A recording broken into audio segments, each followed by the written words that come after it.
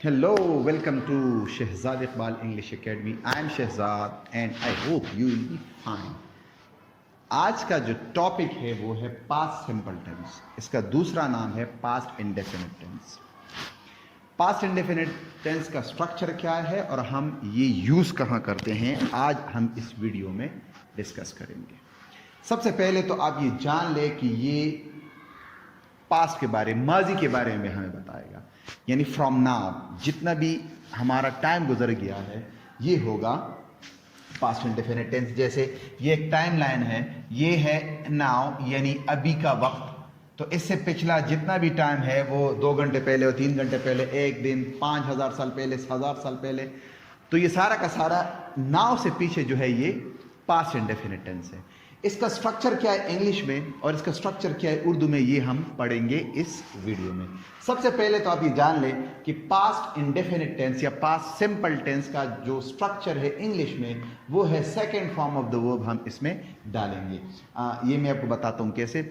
इसमें सबसे अच्छी बात ये है, बच्चों के लिए कंफ्यूजिंग पॉइंट ये नहीं है कि कौन सी फॉर्म कहाँ यूज़ करेंगे, सेकेंड फॉर्म कहाँ। जैसे प्रेजेंट सिंपल में हम एस लगाते हैं, कभी नहीं लगाते, इधर वो इशू नहीं है और हम सब के साथ सेकेंड फॉर्म लगाएंगे। जैसे ये सेंटेंसेस हो जाएंगे, he worked, she worked, it worked, I worked, we worked, you worked, they worked.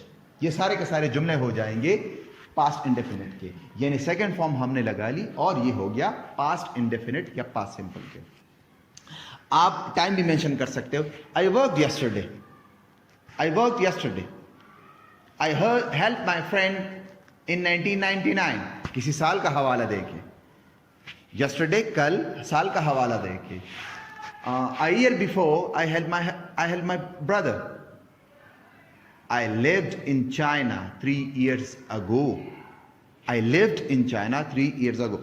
जब भी आप पास्ट टाइम्स में कोई भी टाइम मेंशन करोगे तो हम second form of the verb इस्तेमाल करेंगे। अच्छा, बच्चों को कुछ इसमें वो कंफ्यूज होते हैं कि हम सेकंड फॉर्म किस तरह बनाएंगे। देखो, सेकंड फॉर्म बनाना ये कोई मुश्किल काम नहीं है। इंग्लिश में एक रूल है इसके लिए कि अगर रेगुलर वर्ब है तो उसके साथ हम लगाते हैं ईडी वर्ब। समझ गए? ईडी हम लगाएंगे और आपका रेगुलर वर्ब बन जाएगा। This is called regular verb. जब आप ईडी लगाओगे और सेकेंड फॉर्म बन जाएगी, second and third form. Help, help third form जो मैंने नहीं लिखा वो walk, walked, walked, talk, talk, talked. अब आ जाइए, अगर पास्ट टाइम हमारे पास जब वाई पे एंड होता हो, इससे पहले कॉन्सोनेंट हो यानी वॉवल ना हो, तो हम IED लगाएंगे वाई को काट के। वाई को काट के हम उधर IED लगाएंगे और आपका फॉर्म सही हो जाएगा। तो ये क्राई, क्राइड, क्राइड हो जाएगा। स्टडी, स्टडीड, स्टडीड हो जाएगा। वाई को हटा के IED। ये जगह कम है तो मैं सारे नहीं लिख सकता।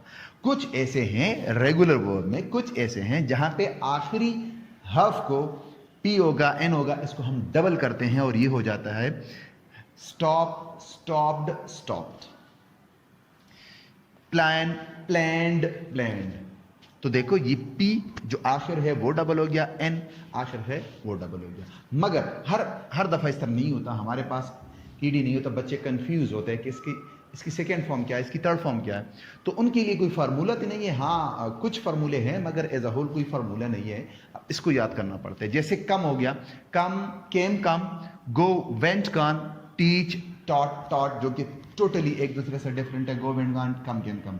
टीच टॉट टॉट सेकंड और थर्ड फॉर्म एक जैसे, जबकि फर्स्ट फॉर्म है वो बिल्कुल डिफरेंट है। कहने का मतलब ये कि ये पढ़ना पड़ता है। अच्छा, अब अगर पास्ट इंडेफिनिट की बात हो रही है तो हम ये वाला portion help, walk, talked, cried, stop, planned और केम, वेंट और टॉट इस्तेमाल करेंगे। ठीक है, तो इसका मतलब हो गया कि second form of the verb हम इस्तेमाल करेंगे। अच्छा, उर्दू में इसकी पहचान क्या है? उर्दू में इसकी पहचान अगर हम लिख लें तो हम 3 हरूफ को उठाएंगे, अलेफ, ये और ये 3 हरूफ अगर किसी जुमले में आखिर में आ जाए तो हम कह सकते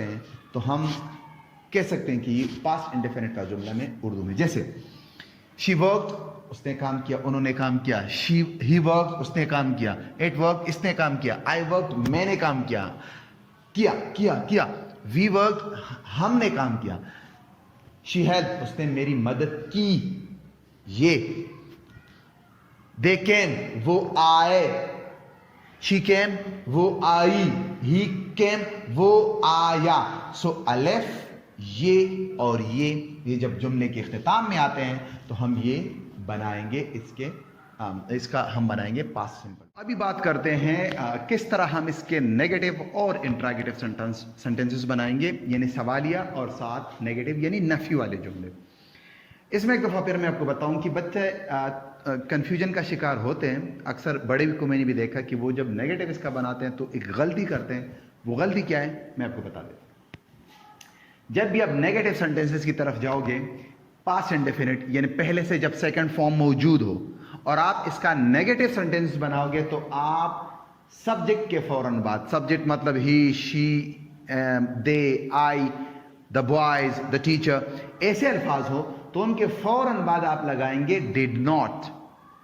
इनके फौरन बाद, इन अल्फाज के फौरन बाद लगाएंगे हम डिड नॉट। इस डिड नॉट के बाद हम वर्ब लगाएंगे जो कि सेकंड फॉर्म हो पहले से, उनको हम चेंज करके हम बनाएंगे फर्स्ट फॉर्म में चेंज करेंगे। जैसे अगर कोई फर्स्ट फॉर्म है, रोट है तो उसको राइट, अगर टुक है तो टेक हो जाएगा। ये एग्जांपल है, मैं आपको बता देता हूं। एक दफा फिर समझाऊं। सब्जेक्ट, फिर इसके बाद है डिड नॉट, फिर इसके बाद है वर्ब मगर फर्स्ट फॉर्म। कैसे?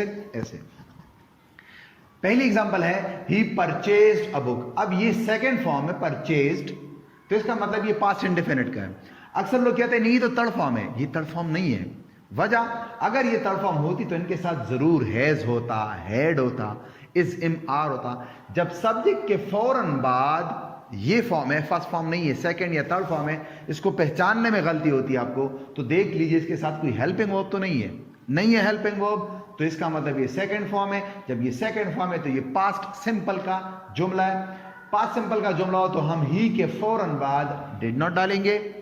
अब इस परचेज को हम चेंज करेंगे, परचेज्ड को चेंज करेंगे परचेज में, यानी सेकंड फॉर्म को हम चेंज करेंगे फर्स्ट फॉर्म में। और फिर जो ऑब्जेक्ट हो, ऑब्जेक्ट मैंने इस स्ट्रक्चर में ऑब्जेक्ट इसलिए नहीं लिखा, वास्तव में आपको ऑब्जेक्ट की जरूरत होती है, वास्तव नहीं होती। अगर है तो लिख ले, नहीं तो नहीं। अगर आप नेगेटिव बनाना है तो इसका असर सिर्फ इस तरफ पड़ेगा, इन हेल्पिंग वर्ब पे, डिड नॉट हेल्पिंग वर्ब इधर, और साथ पड़ेगा इसके वर्ब पे जो है परचेज। अब हो गया परचेज, पहले था परचेज्ड। दूसरा जुमला है Noman wrote a book. Wrote भी सेकंड फॉर्म है, ये तो थर्ड हो ही नहीं सकता क्योंकि थर्ड रिटन है। इधर कंफ्यूजन थी, इधर वो कंफ्यूजन भी नहीं है। अगर है फिर भी अब देख लो हेल्पिंग वर्ब नहीं है तो सेकंड फॉर्म है, यानी पास्ट सिंपल का जुमला है। सो नोमान जो कि सब्जेक्ट है, डिड नॉट, इसके साथ हम हेल्पिंग वर्ब लगाएंगे और इस रोट को हम बनाएंगे राइट। वजह, क्योंकि अगर आप डिबेट में जाओ, बहुत बड़ी डिबेट में, तो ये है कि डिड खुद सेकंड फॉर्म है, डू की सेकंड फॉर्म है डिड। या एक जुमले में हमें एक हर्फ मिलेगा जो हमें बताएगी कौन सा टेंस है। तो इसमें डिड हमें बताते हैं कि पास्ट इंडेफिनिट है, तो हमें राइट की कोई जरूरत, सेकंड फॉर्म की कोई जरूरत नहीं है कि वो रोट हो जाए। He did not write a book. We fought bravely. Fought second form है फाइट की, तो ये हो जाएगा वी, फिर हो जाएगा डिड नॉट और आखिर में आएगा, यानी इसके फौरन बाद हम लगाएंगे वर्ब, और वर्ब फाइट, फाट नहीं होगा, फाइट होगा, फर्स्ट फॉर्म लगाएंगे। ब्रेवली एक एडवर्ब है जो एंड में आएगा, इसका कोई असर नहीं पड़ेगा। तो आप लोगों ने ये जान लिया कि जैसे ही हम इसको नेगेटिव में चेंज करेंगे तो सबसे पहले हम लगाएंगे डिड नॉट, और डिड नॉट के बाद वो जो सेकंड फॉर्म पहले से मौजूद है जुमले में उसको हम चेंज करेंगे फर्स्ट फॉर्म में। परचेज्ड बन गया परचेज, रोट बन गया राइट, और फाट बन गया जो सेकंड फॉर्म में बन गया फाइट। ये है आपकी क्लास। अगर आपके और कोई जुमले मुझे बेशक मैसेज कीजिए, कमेंट में कीजिए, मैं आपको चेक कर देता हूं। It rained, it did not rain. I took tea, I did not take tea. I took a bath, I did not take a bath. He talk to me, he didn't talk to me. Got it. अब आते हैं interrogative या सवालिया जुमले की तरफ, जिसमें हम क्वेश्चन बनाते हैं। क्वेश्चन बनाने के लिए सबसे पहले ये जान लें कि आपके पास जो डिड है वो जुमले के स्टार्ट में आएगा, यानी सब्जेक्ट से पहले आएगा। जो डिड नॉट हम लगा रहे थे वो सब्जेक्ट के बाद, इधर जो डिड लगेगा वो सब्जेक्ट से पहले लगेगा। ये एक रूल है इंग्लिश में क्वेश्चन बनाने का। फिर इसके बाद डिड के बाद सब्जेक्ट आएगा, फिर आएगा जो इलाका है, वो जो हिस्सा है, उसमें हम वर्ब लगाएंगे और फर्स्ट फॉर्म लगाएंगे, क्योंकि ऑलरेडी द डिड लग गया है। और फिर आखिर में क्वेश्चन लगाना ना भूलिए, क्योंकि ये एक निशानी है कि ये सवालिया जुमला है। इसकी निशानी है कि इसमें हम फुल स्टॉप लगाते हैं, इसमें हम निशानी लगाते हैं क्वेश्चन मार्क, एक पंक्चुएशन कहलाता है ये। इस पर एक वीडियो ज़रूर बनाएंगे इंशाल्लाह। अच्छा, ये देखो, you talk to a stranger. अब ये टॉक सेकंड फॉर्म है या थर्ड फॉर्म है? सेकंड फॉर्म है, थर्ड फॉर्म है? नहीं, सेकंड फॉर्म है। वजह? तेज बोलो, सुनाई नहीं दे रहा। सुन लिया। अच्छा, तो ये सेकंड फॉर्म इसलिए क्योंकि इनके साथ कोई भी हेल्पिंग वर्ब नहीं है।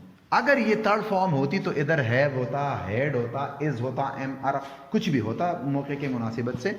ये अकेला है, कोई हेल्पिंग वर्ब नहीं है, सिंपल टेंस कहलाता है, तो ये हम कहलाएंगे पास्ट सिंपल टेंस। अब इसको नेगेटिव इंट्रोगेटिव के लिए, क्वेश्चन बनाने के लिए हम सबसे पहले डिड लगाएंगे, फिर यही सब्जेक्ट आएगा। एक और भी बच्चे गलती करते हैं कि ये वाई जो कैपिटल है इधर कैपिटल नहीं होगा। क्यों? क्योंकि अब ये टॉप पे नहीं सेकंड पे रहा है, जो फर्स्ट होगा वो लेटर होगा। हाँ, आई जहां भी हो वो कैपिटल होगा। सो डिड यू, फिर ये टॉक्ड बन गया टॉक, और टू अ स्ट्रेंजर आया। So you talk to a stranger, did you talk to a stranger. They helped us, जो है रेगुलर वर्ब है हेल्प, फिर वही कंफ्यूजन है, थर्ड है सेकंड है, कोई हेल्पिंग वर्ब नहीं है, सेकंड फॉर्म है। तो फिर दे से पहले मैं डिड लगाऊंगा, फिर लगेगा दे, फिर लगेगी फर्स्ट फॉर्म, और फिर लगेगा अस, जो कि हमारे पास है फर्स्ट फॉर्म ऑफ जो कि हमारे पास है ऑब्जेक्ट। हेल्प्ड बन गया, हेल्प डिड लग गया।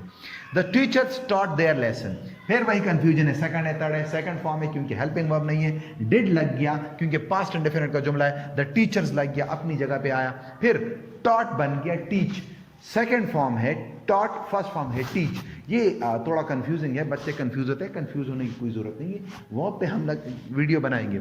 देयर लेसन्स ऑब्जेक्ट है। तो ये पहले हिस्से में हमने ये किया कि आपको स्ट्रक्चर बताया कि ये सेकंड फॉर्म लगाते हैं इस टेंस में। एक पास्ट इवेंट की बात करते हैं, स्पेसिफिकली बात करेंगे पास्ट के बारे में। फिर हमने नेगेटिव की बात की कि किस तरह सब्जेक्ट पे डिड नॉट, फिर फर्स्ट फॉर्म लगाएंगे, और ये एग्जांपल्स हैं। फिर हमने इंट्रोगेटिव की बात की कि किस तरह हम स्ट्रक्चर बनाएंगे, पहले डिड आएगा, फिर सब्जेक्ट आएगा, फिर वर्ब आएगा, और फिर अगर ऑब्जेक्ट है तो ऑब्जेक्ट आएगा। ये कुछ एग्जांपल है। अगर आपके जहन में कोई क्वेश्चन है, अगर आप कहते हो कि ये जुमला कैसे करते, तो ज़रूर कमेंट में कीजिए। फेसबुक पे हमें ज्वाइन कीजिए शहजाद इकबाल इंग्लिश एकेडमी के नाम से। अगर वीडियो अच्छी लगी तो ज़रूर शेयर कीजिए। Thanks for watching. अल्लाह हाफिज़।